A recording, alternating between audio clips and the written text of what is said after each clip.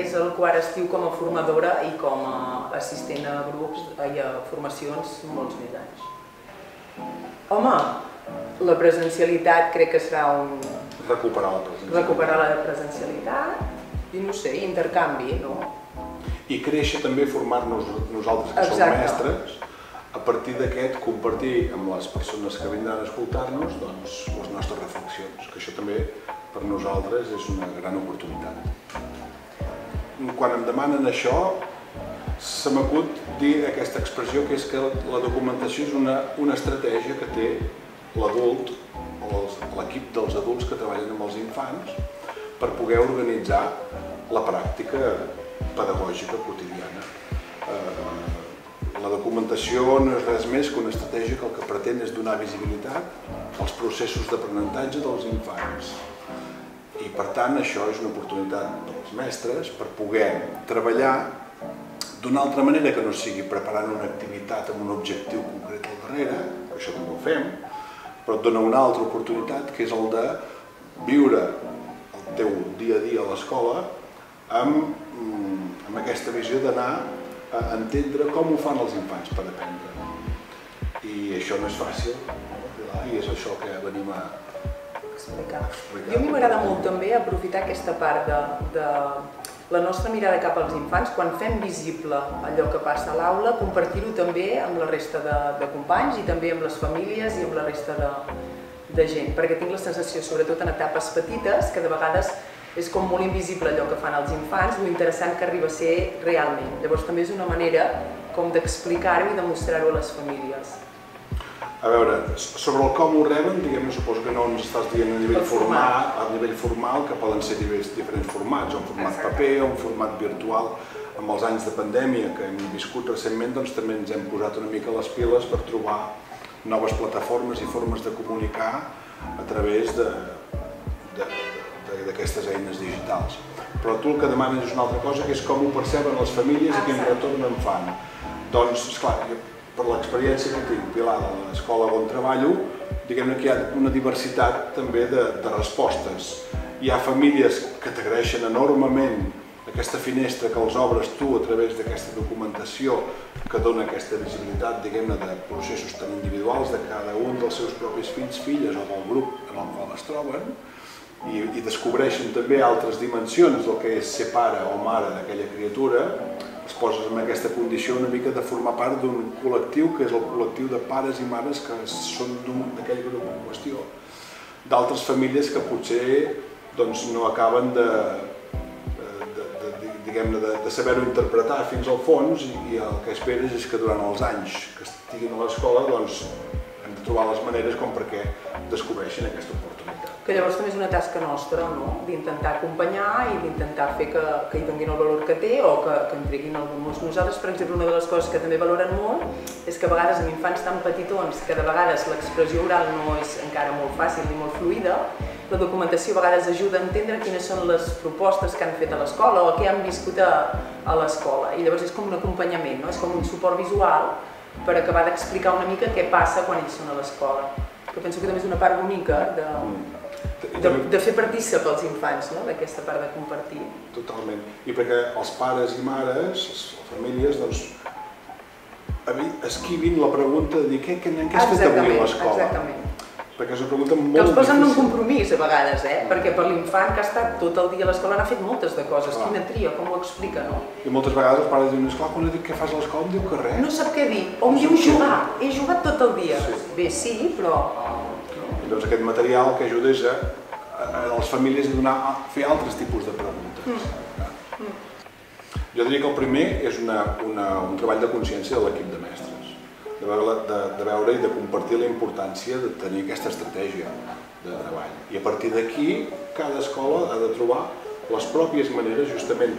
Nosaltres fem aquest tàndem ara en aquesta formació de dues escoles diferents perquè ens sembla que és important donar aquest missatge, que no hi ha només una única manera de documentar, sinó que cada equip de mestres ha de trobar la pròpia manera d'explicar el quotidià i els projectes.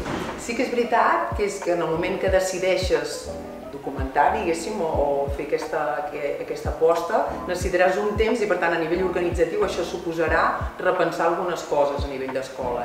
Vull dir que també és dins de l'equip que ho fas, però tota l'escola ha de ser partícip i hi ha l'equip directiu, per exemple, que ha de formar part d'aquest, ha de donar suport, perquè si no és difícil.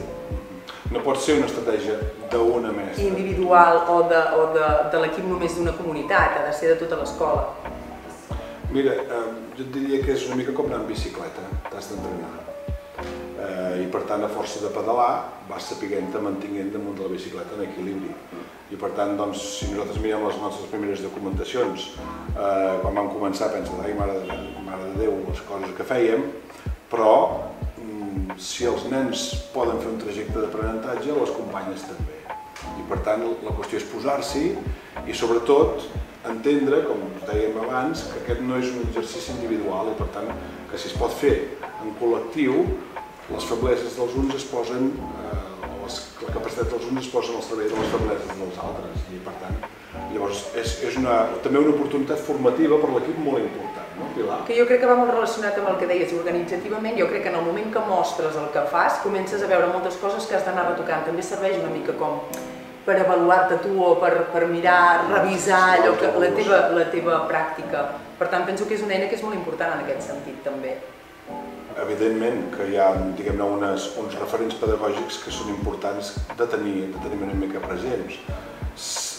Diguem-ne que l'observació és un dels exercicis forts i importants d'aquesta estratègia, per dir-ho així, i per tant, a l'hora d'observar has de trobar altres maneres per dialogar amb els infants que no sigui a través d'una activitat o d'un material excessivament tancat.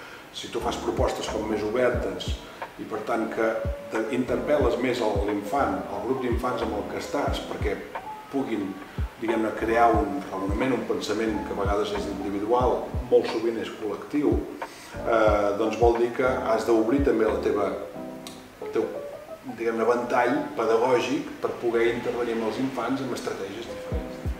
Per tant, el fet de plantejar-te el documentar fa que et plantegis el funcionament, l'organització, no? És com un peix que es mossega la cua, has d'anar modificant tot de coses perquè si no, no tindrien sentit. No ho tenim resolt encara, és un debat que tenim intern a nivell de claustre, perquè sí que és veritat que quan a comunitat de petits, això que et deia, no pot ser d'una comunitat, ha de ser una cosa d'escola. Va haver-hi com un pacte de dir, ho inicieu vosaltres a comunitat de petits i això ha d'anar pujant. I és un debat que tenim ara de com s'agafa a primària i com continua fins a secundària. I nosaltres estem en un punt també organitzatiu i de dedicació. O sigui, es fa difícil veure com els mestres de primària busquen un espai per poder començar a fer-ho i troben també estratègies, una mica el que deia en David, no? Com ho fan? Perquè si tens un tipus de propostes que hi estàs molt a sobre, doncs no podràs documentar. Com ho pots fer possible? I és un debat que tenim sobre la taula, per tant resolt no l'hi tenim encara, però sí que ells, com a equip tenim clar que volem aconseguir-ho a totes les etapes, amb cada una amb les seves particularitats, però encara no hem trobat la manera de fer-ho. I què s'ha de fer? O sigui, per nosaltres és important, però encara no hem trobat la manera de com encaixar-ho a cada comunitat. Perquè no és fàcil. Exacte. Perquè no és fàcil.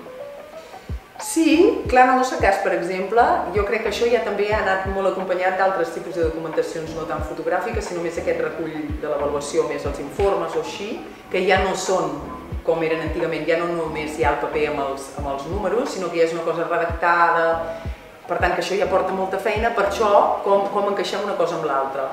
Però aquest pas, per exemple, ja s'ha fet. Jo crec que una de les que demana més en quin moment del temps ho fas, o sigui, un tema del temps, de l'organització del temps. Jo crec que moltes vegades quan ho veuen de seguida diuen ostres, ho hem de fer o ens agradaria molt fer-ho. Sí, però quan ho fem? Com ho farem això? En quin moment vosaltres trobeu el temps per fer-ho i com ho farem nosaltres per encabir-ho amb tot el que ja fem? I una altra cosa que jo et diria amb aquesta pregunta que ens has fet és que sovint les companyes es preocupen més per la recepta que per l'ingredient. Vull dir, diuen, explica'ns com ho hem de fer. Clar, nosaltres diem, això ho heu de decidir vosaltres com ho feu.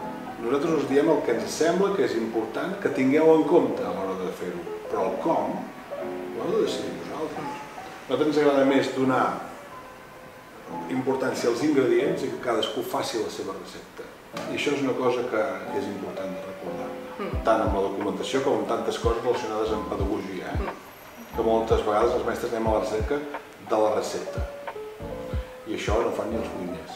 Cadascú ja fa la seva pròpia recepta. La finalitat del curs. Ostres, la finalitat. Clar, jo et diria diferents coses. Per nosaltres, una oportunitat per conèixer-nos més recíprocament les nostres realitats. I llavors per compartir-ho amb un grup de gent, que ara mateix no coneixem, però d'aquí una estona ja coneixerem, i llavors serà molt enriquidor per veure cada una de les persones que ha vingut també quina és la seva experiència, en quin punt estan, com els podem ajudar, no sé, com avancem junts, no? El fet d'organitzar ja, diguem, les teves idees per compartir-les ja és una gran formació per tu. Això, egoistament, això ja ho tenim. Egoistament ja sortim guanyant nosaltres. I llavors esperar que aquestes reflexions ajudin a les companyes que venen aquí, que han fet també un esforç petit, econòmic i també de temps per venir aquí, per formar-se, doncs esperar que els puguem ajudar.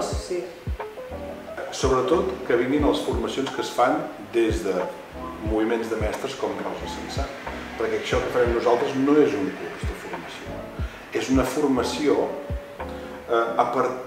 que neix d'una reflexió d'unes pràctiques educatives. Nosaltres no som ni uns gurus ni uns experts de res, som mestres que treballem a les escoles, que venim aquí i doncs, amb tota humilitat posem la nostra experiència al servei de la formació nostra i dels altres.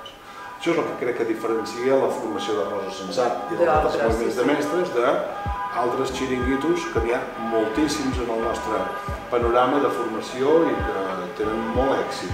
Jo convidaria la gent que ens està escoltant a entendre aquest missatge, que és molt important veure la diferència d'una formació d'aquestes característiques que ens ofereix l'escola d'estiu, més també de les escoles de tardor i hivern que s'organitzen des d'aquesta casa, però sobretot l'escola d'estiu, que és un lloc d'intercanvi, de trobada entre els mestres, doncs això no ho trobes enlloc i no gaires vegades l'any.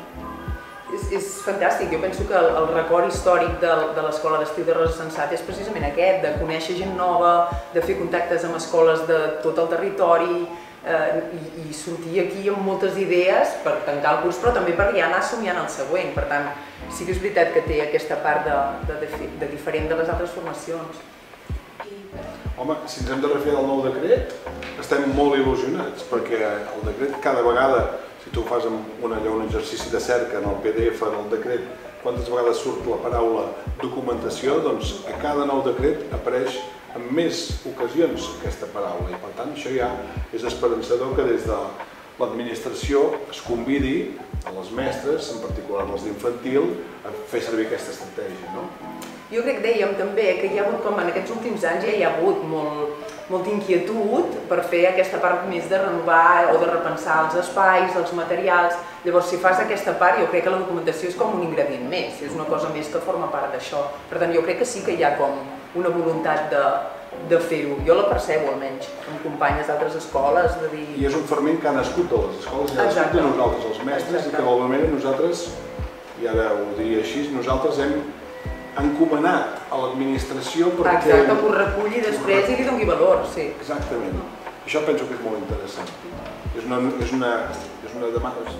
treball que neix de baix i que, diguem-ne, que amb intel·ligència l'administració acull, sí. ha sabut casar.